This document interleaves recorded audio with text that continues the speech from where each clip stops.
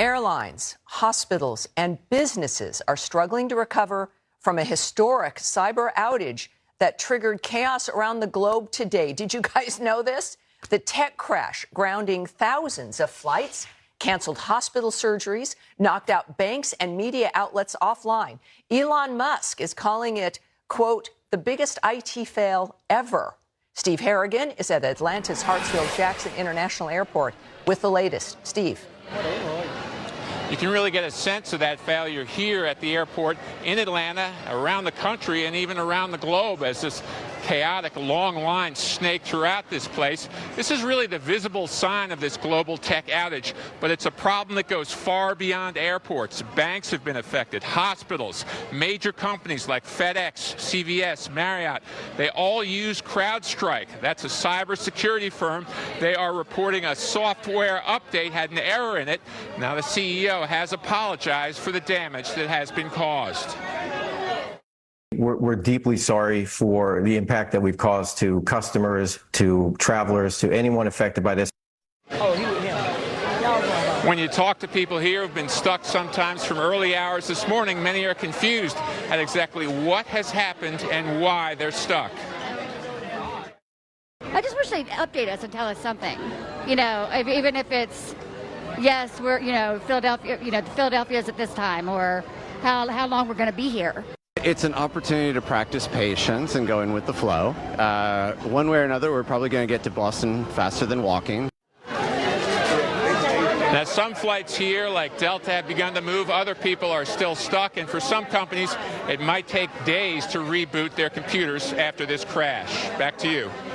Well, a remarkable situation. Steve, thank you very much. You know, Jerry, people know you from the Fox Business Network and here as well, of course. It's not just airlines. That's the most immediate thing in our faces.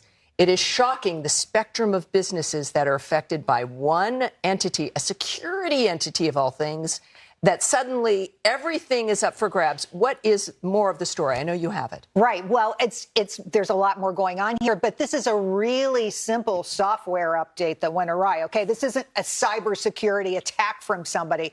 This historic outage, which is bigger than anyone we've experienced so far, it's affecting lots of things like 911 systems in Alaska, Virginia, and Iowa. Companies like FedEx, CVS, Tyson Foods, you name it. So we talked about airports. How about Social Security people? Hospitals, Memorial Sloan Kettering. We're seeing doctors' offices close. We're seeing emergency rooms hit. And this is because 300 of the Fortune 500 companies out there use this software, and there was a massive glitch that made everything go down. Now, they're working to fix this, but it's more difficult than you might imagine. Once they fix the glitch, they have to reset these systems, and that can take some time.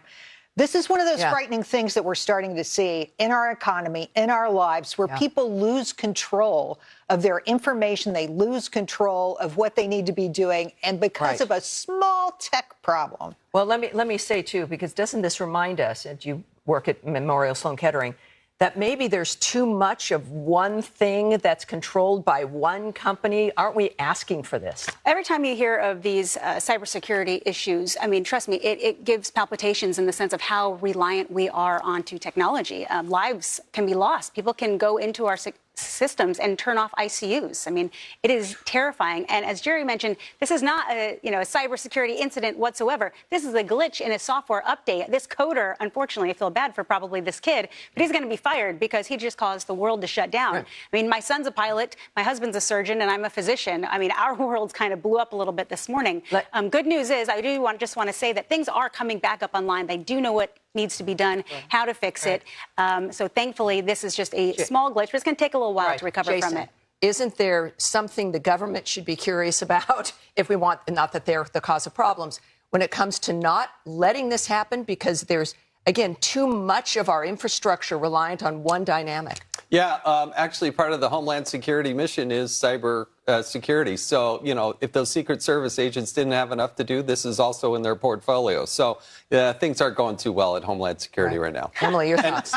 The fallibility and the fragility of our cybersecurity, of our grid, the power grid, all of that stuff. This is a reminder to us how in an instant everything can change. So make sure in your families and in your homes you have your backup systems. What does that look like? Are your telephone numbers memorized? Do you have your safe place to meet your family? And listen to when government agencies and people like Kara Frederick on our network from the Heritage Foundation call out how quick and easy it is for everything to sort of melt down. So be prepared. Man, well, only the start. Yeah. And also know how to read a printed map. Coming up, how the RNC sent the liberal media into a full-on meltdown. That is next. Talk about that, what they were discussing with the internet outage. That's insane, guys. So, and I've said this for a long time, and that is that our infrastructure is too fragile, specifically our tech infrastructure, but also the electric grid. I was reading an article yesterday, and they were talking about how our electrical grid is also very fragile. It's old, it's spliced together. Our systems need to be improved, they need to be updated, and that's something that I feel like we're not spending enough money or time on, is building up our infrastructure. But here's what's happening, guys, with that internet outage that's just wreaking havoc on the nation right now. Our global code base is increasing at an exponential rate. This is what I mean. Our systems are becoming more complicated. Every time you get a message on your phone or something that or on your computer that you need to do an update, right? Every time you update to a new code base, or every time you update to a new software update, it's more complicated. It's better. It's got updates, right? They've added things to the code, and what is happening is that our systems are becoming more complicated. And with more complicated systems, more things can go wrong. There's more of a range for error. And the solution is to find a way to prevent these mistakes. Make our code more resilient. Put more checks and balances in place so that one person can't bring down half the country when it comes to our internet, when it comes to our systems. It's absolutely insane to me that one person has that much power in this network that we've created.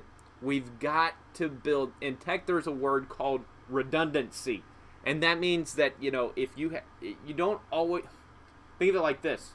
If you had a lamp and you had a plug, you plug that lamp in. If you cut that one cord, the lamp goes out.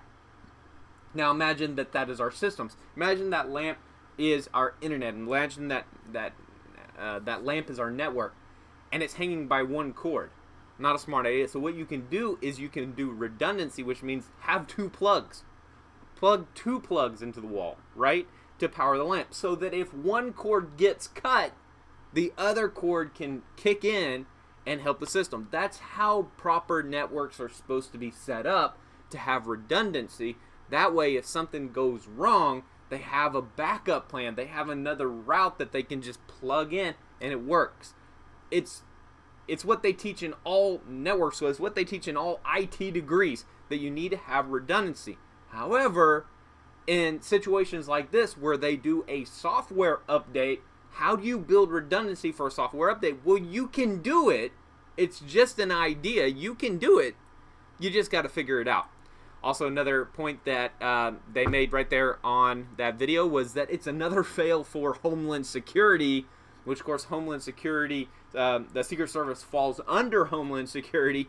So Secret Service just had the assassination attempt of Trump to deal with, and now they've got under them cybersecurity and this huge failure, which has resulted in flights being down, hospitals not being able to process patients. I mean, absolutely insane. If you've been affected by this, leave a comment down below and let us know what you're going through.